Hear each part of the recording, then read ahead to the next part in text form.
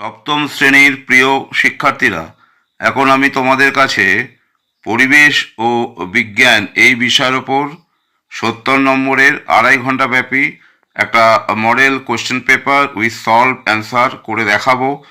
প্রশ্ন সংকলন পারুল প্রকাশনের একটি মডেল কোশ্চেন পেপার নিয়ে তোমরা ভালো করে দেখো এবং কোশ্চেনগুলো বোঝার চেষ্টা করো, উত্তর সহ ভালো করে দেখো। আশা করি তোমাদের পরীক্ষার জন্য এটা সহায়ক হবে। তাহলে শুরু করি। প্রথমে 1 নম্বর প্রশ্ন দেখো, সঠিক উত্তরটি নির্বাচন করে লেখো। MCQ multiple choice question. এখানে 21টা প্রশ্ন আছে, 1 ইন্টু 21 নম্বর। প্রথমেই বলেছে রংধনু সৃষ্টির কারণ। তোমরা নিশ্চয়ই জানো যে আলোর বিচ্ছুরণ। তাহলে কারেক্ট অপশান হচ্ছে বি। এখানে দেখো 4টে অপশান দেওয়া আছে, তোমরা বিটা টিক মারবে। ছায়া পড়ার কারণ, তোমরা জানো যে আলোর সরলরেখায় যে গমন করে এটাই হচ্ছে ছায়া পড়ার কারণ। সুতরাং কারেক্ট অপশন হচ্ছে ডি। সিজিএস পদ্ধতিতে লেন তাপের একক হচ্ছে ক্যালোরি পার গ্রাম। এ। সকল গতিশীল বস্তুর গতি হচ্ছে আপেক্ষিক গতি। তাহলে বি হচ্ছে সঠিক অপশন। কোনো বস্তুকণা সমবেগে চললে তার ত্বরণ থাকবে না। সমবেগে গতিশীল বস্তু ত্বরণ শূন্য হয়। সুতরাং সি হচ্ছে সঠিক অপশন। এইভাবে পরপর তোমরা দেখো, আমি জাস্ট উত্তরগুলো বলছি, তোমরা অপশানগুলো দেখে নেবে। সঠিকটি লেখো। 6 কি বলেছে দেখো, গতিবেগ সমান সরণ বাই সময়। তাহলে বি। নুনের সোডিয়াম ক্লোরাইড জলে দ্রবীভূত হলে উৎপন্ন হয় সোডিয়াম আয়ন এবং ক্লোরিন আয়ন। সোডিয়াম হচ্ছে ক্যাটায়ন আর ক্লোরিন হচ্ছে অ্যানায়ন। 17Cl35। 8 প্রশ্নটা দেখো, পরমাণু ক্রমাঙ্ক ও নিউট্রন সংখ্যা যথাক্রমিক মান। তাহলে হচ্ছে 17 আর 18। পরমাণু ক্রমাঙ্ক হচ্ছে 17, আর যেহেতু ভর সংখ্যা হচ্ছে 35, তাহলে নিউট্রন সংখ্যা হচ্ছে 35 - 17 মানে হচ্ছে 18। ওকে, তাহলে এ হচ্ছে সঠিক অপশন। এইভাবে দেখো, জিঙ্ক আয়ন ও ফসফেট মূলক দিয়ে গঠিত যৌগের সংকেত কি হয় না Zn3PO4 2, জিঙ্ক ফসফেট। ইনফ্লুয়েঞ্জা হলো একটি বায়ুবাহিত রোগ। কেটে যাওয়া জায়গা থেকে রক্ত পড়া বন্ধ করতে সাহায্য করে ভিটামিন কে। তাহলে সঠিক উত্তর হচ্ছে এ। এমন একটি খাদ্য উপাদান যা থেকে শক্তি পাওয়া যায় না। কি থেকে শক্তি পাওয়া যায় না দেখো, কি থেকে যাওয়া যায় না না ভিটামিন। তাহলে সঠিক অপশন হচ্ছে ডি। তারপর এটা দেখো কি বলছে, কোন পলিমারটি জৈব ভঙ্গুর। এখানে হচ্ছে কোনটা হবে তাহলে না মাংসপেশির প্রোটিন হচ্ছে এই পলিমারটা হচ্ছে জৈব ভঙ্গুর। মানুষের দেহে জলের শতকরা পরিমাণ কত না 60%। তাহলে এ হচ্ছে সঠিক অপশান। গয়টার বা গলগণ্ড রোগ হয় আয়োডিনের অভাবজনিত কারণে। সুতরাং এ আয়োডিনের অভাবজনিত রোগ। নেক্সট প্রশ্ন কি বলেছে, 16 প্রশ্নটা, একটি সংশ্লেষিত খাদ্য। এখানে যে কটা আছে তার মধ্যে সঠিক অপশান হচ্ছে কোল্ড ড্রিঙ্কস। তার মানে ডি হচ্ছে এখানে সঠিক অপশান। ওকে, তারপরে কি বলেছে, মনোযোগহীনতার একটি লক্ষণ হলো, তোমরা জানো যে ক্লাসে স্থিরভাবে বসতে না পারা মনোযোগহীনতার একটা গুরুত্বপূর্ণ লক্ষণ। তাহলে সঠিক অপশান হচ্ছে ডি। এখানে দেখো 4টে অপশান আছে, তোমরা ডি তাহলে সঠিক অপশান ঠিক মারবে। পৃথিবীর বুক থেকে খুব তাড়াতাড়ি চিরতরে হারিয়ে যেতে পারে কীরকম প্রাণী না গঙ্গার শুশুক। তোমরা গঙ্গার শুশুক এখন খুবই কম দেখবে। তাহলে এ হচ্ছে প্রায় বিলুপ্ত প্রাণী গঙ্গার শুশুক। চুল, নখ, চামড়া ও পেশির অপরিহার্য উপাদান কি না প্রোটিন। তাহলে সঠিক অপশান সি। প্রশম দ্রবণের পিএইচ কত হয় 7 হয়। হৃদপেশির কাজ নিয়ন্ত্রণ করে কে না ক্যালসিয়াম। তোমার টেক্সট বইটা ভালো করে পড়ো, সব উত্তরগুলোই পেয়ে যাবে। এবার আমি আসছি 2 নম্বর প্রশ্নে। দেখো, নিচের প্রশ্নগুলির নির্দেশ মতো উত্তর দেয়। এখানে বিভিন্ন রকম প্রশ্ন আছে। মোটামুটি দেখো, শূন্যস্থান পূরণ আছে, স্তম্ভ মেলানো আছে, অতি সংকৃত প্রশ্ন আছে, সত্য মিথ্যা আছে। আমি এক এক করে আলোচনা করছি, তোমরা দেখতে থাকো। প্রথমেই হচ্ছে শূন্য। মোট এখানে বলে রাখি 14টা প্রশ্ন থাকবে, 1 × 14। তোমরা দেখছো 1 × 14। তাহলে শূন্যস্থান পূরণ করো। দেখো, জলে গুলে যায় এমন একটি ভিটামিন হলো, আমি অনেকগুলো লিখে দিয়েছি, তোমরা ভিটামিন বি কমপ্লেক্সও লিখতে পারো, ভিটামিন সিও লিখতে পারো। বীজের তেল মেশানো সর্ষের তেল খেলে ড্রপসি নামে একটা রোগ হয়। শূন্যস্থানে তাহলে কী লিখবে, শিয়াল কাঁটার বীজ। দেখো আমি এখানে লিখে দিয়েছি, এই শূন্যস্থানে তোমরা তাহলে কী বসাবে না বসাবে শিয়াল কাঁটার বীজ। দেখো লিখে দিয়েছি, তাহলে এটা এখানে বসাবে। ওকে, মাছি দ্বারা সংক্রমিত রোগ কী হয়। দেখো আমি অনেকগুলো রোগ লিখে দিয়েছি, টাইফয়েড, কলেরা, আমাশয়, পোলিও, যক্ষা, কুষ্ঠ, তোমরা যে কোনো একটা লিখে দেবে। নেক্সট কি বলেছে, ম্যানগ্রোভ জাতীয় উদ্ভিদে অরণ্যে লুকিয়ে থাকে এমন প্রাণীর উদাহরণ। তোমরা সুন্দরবন সংলগ্ন অঞ্চলে প্রাণীগুলো থাকে, তোমরা রয়্যাল বেঙ্গল টাইগার লিখতে পারো, মেছো বাঘ লিখতে পারো, বানর লিখতে পারো, ভালুক, চিতল, হরিণ ইত্যাদি। তবে এখানে বেস্ট অপশান হচ্ছে রয়্যাল বেঙ্গল টাইগার। এবার স্তম্ভ বেলানো দেখো, অপশানগুলো তোমরা দেখো। পাঁচেরটা ঠোঁটের কোণে ও জিভে ঘা হয় ভিটামিনের অভাবে, তাহলে পাঁচেরটার সঙ্গে ডি হচ্ছে অপশান মিলবে। চুলকানি ও লাল হয়ে ওঠা, ফুলে ওঠা হচ্ছে চুল রং করার কলব বা ডাই প্রয়োগের ফল, তাহলে এটা এর সঙ্গে ম্যাচ করবে। নাইট্রোজেন ও হাইড্রোজেন যুক্ত হয়ে অ্যামোনিয়া তৈরি, এটা প্রত্যক্ষ সংযোগ বিক্রিয়ার উদাহরণ, তাহলে বি এর সঙ্গে ম্যাচ করবে। আর অর্গানিক সি সল্ট, সি অর্থাৎ ম্যাগনেসিয়ামের উপস্থিতি থাকে, তাহলে আমি দেখো পাঁচের সঙ্গে 5, 6, 7, 8-এর সঙ্গে ডি, এ, বি, সি এগুলো ক্রমানুযায়ী ম্যাচ করবে, সেটা আমি করে দেখেছি, তোমরা দেখে নাও। নেক্সট আমি আসছি, দেখো অতি সংক্ষিপ্ত উত্তর দাও এই প্রশ্নে। কি বলেছে, লঘু ক্ষারীয় দ্রবণে ফিনলফথলেনের বর্ণ কি হয়, গোলাপি বা পিঙ্ক কালার।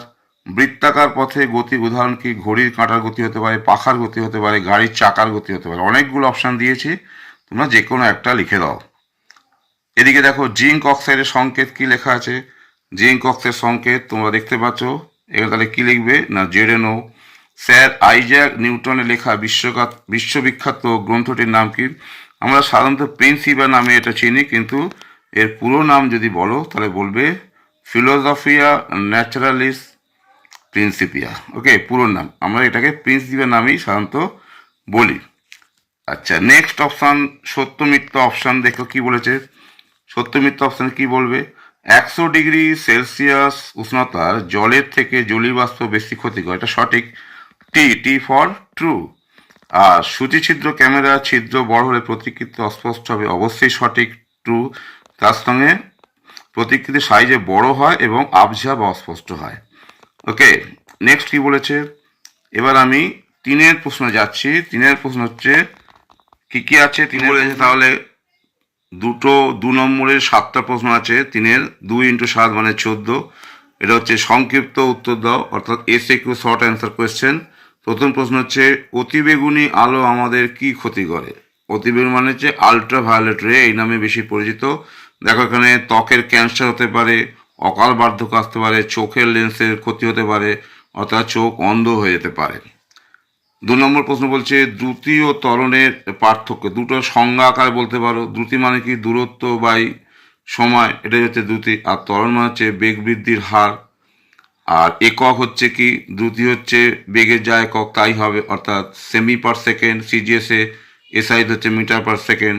পক্ষান্তরে ত্বরণের একক হচ্ছে সিজিএসে সেমি পার সেকেন্ড স্কোয়ার, আর এসআই হচ্ছে মিটার পার সেকেন্ড স্কোয়ার। এই দুটো এককই বলে দেবে। ছবি এঁকে ক্লোরিন পরমাণুর গঠন দেখো, এটা বইতে পেয়ে যাবে তোমরা, এটা টেক্সট বইটা পড়লেই পেয়ে যাবে। এটাও বলে দিচ্ছি, অথবা দিয়ে এটাও লিখতে পারো, জলের মধ্যে পোড়া চুন দিলেই জল ফুটতে থাকে কেন।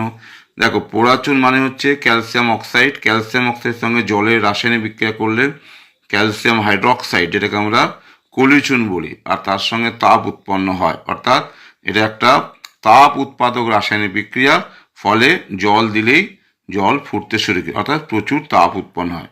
তোমরা এটা বাস্তবে লক্ষ্য করে দেখবে, যদি একটা গামলায় জল দিয়ে তাতে যদি পোড়া চুন দাও, কিছুক্ষণের মধ্যে টকবক করে দেখবে জল ফুটতে শুরু করেছে, অর্থাৎ প্রচুর তাপ উৎপন্ন হচ্ছে। ওকে, নেক্সট হচ্ছে পলিমার কি, উদাহরণ দাও। এটা তো টেক্সচুয়াল প্রশ্ন, আশা করি এটা তোমরা পেয়ে যাবে। বিশ্ব উষ্ণায়ন কি, উদাহরণ দাও। এটাও খুবই ভালো প্রশ্ন, এটাও টেক্সচুয়াল প্রশ্ন, উদাহরণ হিসাবে দিতে পারে। আমি এফেক্টগুলো বলছি, এখানে ধরো তাপ প্রবাহ হতে পারে, দাবানল হতে পারে, বন্যা ও ঘূর্ণিঝড় হতে পারে, হিমবাহ গলে যাওয়া ইত্যাদি ইত্যাদি, খরা হতে পারে। এগুলো সব টেক্সচুয়াল প্রশ্ন, এগুলো টেক্সট বইটা ভালো করে পড়লেই হবে। একইভাবে অ্যালগির লক্ষণগুলো লেখো, এটা বায়োলজিক্যাল প্রশ্ন, আশা করি এগুলো পারবে। আর এটা খুব বুদ্ধির প্রশ্ন, বর্ষাকালে নুন ভিজে ওঠে কেন। দেখো স্বাভাবিক নুনের সঙ্গে কিছুটা পরিমাণ অপদ্রব্য, আমরা যে বাস্তবিক যে নুন ব্যবহার করি তাতে অপদ্রব্য হিসাবে ম্যাগনেসিয়াম ক্লোরাইড থাকে, ক্যালসিয়াম ক্লোরাইড থাকে। বর্ষাকালে এগুলো কি করে না জলীয় বাষ্প শোষণ করে, জলীয় বাষ্প শোষণ করে ভিজে যায়, ফলে লবণকে অনেক সময় এই দলা পাকাতে সাহায্য করে বা অনেক সময় আঠালো হয়ে যায়। সোজা কথায় মূল কারণ হচ্ছে এখানে তোমরা এটা বলতে পারো কি না, মূল কারণই হচ্ছে যে এই যে অপদ্রব্য অর্থাৎ ম্যাগনেসিয়াম ক্লোরাইড আর হচ্ছে ক্যালসিয়াম ক্লোরাইডের উপস্থিতি, এবং এগুলো জলীয় বাষ্পকে শোষণ করে ভিজে যায়। ওকে, আচ্ছা নেক্সট কি বলেছে, এবার আমি আসছি 4 নম্বর প্রশ্ন, ব্যাখ্যামূলক প্রশ্ন। এখানে 7টা প্রশ্ন দেবে, প্রতিটা প্রশ্ন হচ্ছে 3 নম্বর, মানে 3 × 7 21 নম্বর। এগুলো তোমরা ভালো করে পড়ো, সবই বইতে পাবে। আশা করি টেক্সট বইটা পড়ার যে দরকার আছে এগুলো দেখলেই বোঝা যাবে। যেমন ধর এখানে বলছে সাবান কি, থার্মোসেটিং প্লাস্টিক কাকে বলে, জীব বৈচিত্র্য বলতে কি বোঝো, পৃথিবীর জীব বৈচিত্র্য হ্রাসের কারণ কি, এগুলো সব হচ্ছে টেক্সচুয়াল প্রশ্ন। হু কি, ওয়ার্ল্ড হেলথ অর্গানাইজেশন, তেজস্ক্রিয় পদার্থ কাকে বলে, এগুলো সবই হচ্ছে টেক্সটের প্রশ্ন। এগুলো আমি আলোচনা করছি না, তোমরা এগুলো দেখে নেবে। এখানে একটা ফিজিক্সের প্রশ্ন আছে, এটা খুব ভালো প্রশ্ন, এটা একটু বলি। উষ্ণতার কোন মান, দেখে নাও এই যে প্রশ্নটা বলেছে, উষ্ণতার কোন মান সেলসিয়াস ও ফারেনহাইট উভয় স্কেলের ক্ষেত্রেই সমান হয়। তোমরা জানো সেলসিয়াস ও ফারেনহাইট স্কেলের সম্পর্ক হচ্ছে C/5 = F-32/9। যে ধরে নিচ্ছি সেলসিয়াস ও ফারেনহাইট স্কেলের মান যদি এক্স হয়, তাহলে তোমরা লিখবে প্রশ্ন অনুযায়ী C = F = x। এবার ওই যে C/5 = F-32/9, এই সমীকরণ যদি সি আর এফ এর মান যদি এক্স বসাও, তাহলে সরল করে দেখবে -40°। অর্থাৎ -40°C as well as -40° Fahrenheit উষ্ণতায় সেলসিয়াস ও ফারেনহাইট স্কেলের মান সমান হয়। এসআই পদ্ধতিতে তাপের একক কি না, হচ্ছে জুল। লিন তাপ কাকে বলে, এটা নিশ্চয়ই জানো যে স্থির উষ্ণতায় একক ভরের কোনো বস্তুর শুধুমাত্র অবস্থার পরিবর্তনের জন্য যে তাপের প্রয়োজন হয় তাকেই বলছে লিন তাপ। বরফ গলনের লিন তাপ কত না, সিজিএস পদ্ধতি হচ্ছে 80 ক্যালোরি পার গ্রাম। আর এটাই যদি এসআই পদ্ধতিতে লেখো তাহলে লিখবে 3.36 × 10⁵ জুল পার কেজি। মাটির কলসির জল ঠান্ডা থাকো, এটা হচ্ছে ব্যাখ্যামূলক প্রশ্ন, এটা আশা করি পারবে। জাড্য বা জড়তা কাকে বলে, কোনো বস্তু যে অবস্থা ছিল সেই অবস্থা থাকার যে প্রবণতা সেটাই হচ্ছে জাড্য বা জড়তা। এখানে দু রকম জাড্য বা জড়তা পাবে, স্থিতিজাড্য ও গতিজাড্য। গতিজাড্যের উদাহরণ কি বলতে পারে, চলন্ত বাস থেকে নামলে কি হয়, যাত্রীরা কিছুটা ঝুঁকে নামে এবং কিছুটা এগিয়ে যাওয়ার চেষ্টা করে, এটা হচ্ছে গতিজাড্যের একটা উদাহরণ। নিউটনের কোন গতিসূত্র জাড্যে ধারণা দেয় না, প্রথম সূত্র। সেই জন্যেই নিউটনের প্রথম সূত্রতে অনেক সময় জাড্যের সূত্র বলে। এবার ফাইনালি একটা ব্যালেন্স দিয়েছে, সমতা বিধান করো। দেখো AgNO3 + H2S হচ্ছে Ag2S + HNO3। আমি এখানে ব্যালেন্সটাকে এখানে 2 বসিয়েছি, এখানে 2 বসিয়েছি, তাহলে এখানে অ্যারোর জায়গায় তোমরা একটা সমান চিহ্ন দেবে যেহেতু রাসায়নিক সমীকরণ। ওকে, তাহলে এর ব্যালেন্সটা হয়ে গেল। আর রাসায়নিক সমীকরণের একটা সংজ্ঞা কাকে বলে দেবে। তাহলে আমি এখানে যে প্রশ্নটা আলোচনা করলাম, তাহলে মোট তোমরা দেখলে যে 70 নম্বরের প্রশ্ন 2.5 ঘন্টা ব্যাপী, যেখানে সঠিক উত্তর MCQ প্রশ্ন হচ্ছে 21টা থাকবে, অতি সংক্ষিপ্ত প্রশ্ন 14টা, আর সংক্ষিপ্ত প্রশ্ন হচ্ছে 2 নম্বর করে 7টা মানে 14টা, আর বর্ণনামূলক বা ব্যাখ্যামূলক প্রশ্ন হচ্ছে 7টা, 3 × 7 21 নম্বর। এই হচ্ছে মোট নম্বর বিন্যাস। 70 নম্বর তোমাদের 2.5 ঘন্টায় দিতে হবে। আশা করি তোমরা প্রশ্নের ধরন এবং উদাহরণ সহ যে ব্যাখ্যা তোমরা দেখতে পেলে। আশা করি এটা তোমাদের পক্ষে পরীক্ষায় থার্ড সামেটিক ব্যালেন্স পরীক্ষায় সহায়ক হবে। এই আশা নিয়ে আমি আজকের ভিডিও শেষ করছি।